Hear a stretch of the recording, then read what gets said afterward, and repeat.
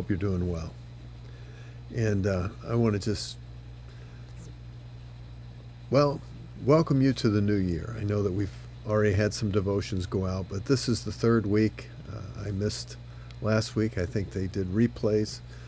But this week, the third week of January, we're already well into the year. Looking forward to all that God has to offer in 2025. What I do know is this: He's been faithful, actually ever since I came to the Lord. But certainly in the 44 years that we've been here in Tacoma, He's been faithful. And I expect nothing but the same. And I hope you do too, for your life, for the church, for the various churches and ministries in the area, that we could see a profound impact. The gospel actually having a profound impact in the lives of people. Your life, mine, and all. Our loved ones, many of the people that we know and love. We're going to be starting a series. I want to just kind of introduce the series. It has to do with the necessity of the family of God. I know that's kind of a term that everybody, quote unquote, knows. We've heard it before. There used to be a song that we sung, "I'm so glad I'm a part of the family of God." It was a good song. And we used to go around and shake hands and hug people and thank people for coming and get to know them, welcome them, as we sang that song in the church.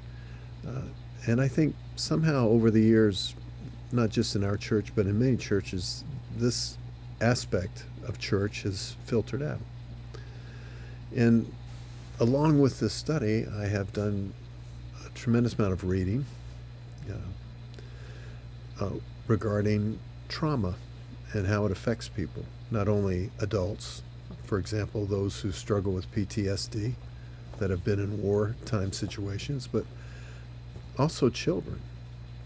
And there was a study that was done in the late 1900s, early 2000s, that had to do with what they call adverse childhood experiences. That was done by the CDC in conjunction with Kaiser Permanente in San Diego. There were over 17,000 respondents.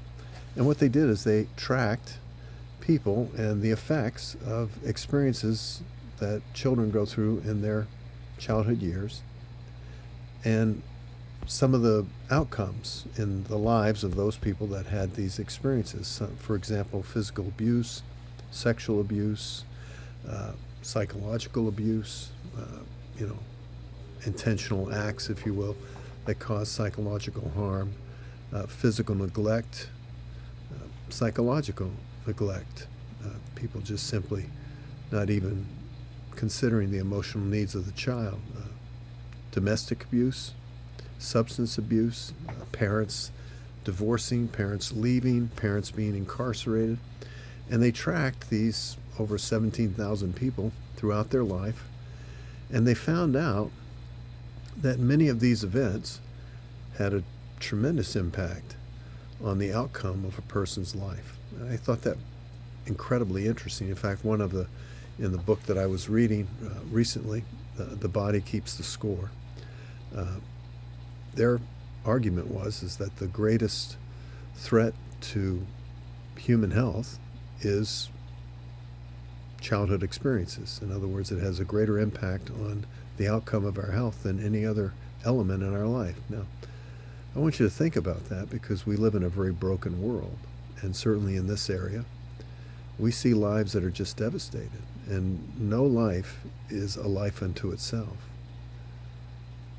Everyone affects someone, whether it be the parent that affected the child, or the child and their behavior that affects other. As they grow up, they affect other people. But everyone affects everyone. It's just as simple as that. Can you imagine some of the war zones and the lives that have just been devastated? And these things have a dramatic impact on the lives of people. And so the question is, God obviously has a provision for this. And He certainly doesn't just leave us to the condition of our circumstance. So how does He answer this? And that's what we'll be considering as we go through this series that we'll be starting, actually introducing it tonight. And I think it has much to do with the fact that God has to do what is done in the natural progression of a person's life. We're born, and you must be born again. We're born into a family, and we must be born into a family.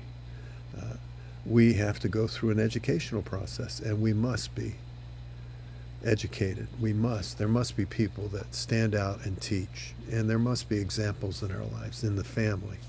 All of these elements, as we'll be discussing tonight, have so much to do with our spiritual well-being. There is a way, a path. I think it's very interesting in Isaiah 30 and verse 21, when it talks about Israel being converted, that their teachers will stand out, and if they stray, they'll hear a voice saying, no, this is the way, walk in it. And they'll all receive, it says, from one teacher, meaning that there's only one, and we know who he is. It's Christ himself, through his Spirit, that speaks to us. We'll be looking into all of this. I hope you'll be praying for me. Look, I hate to just cede ground to the devil.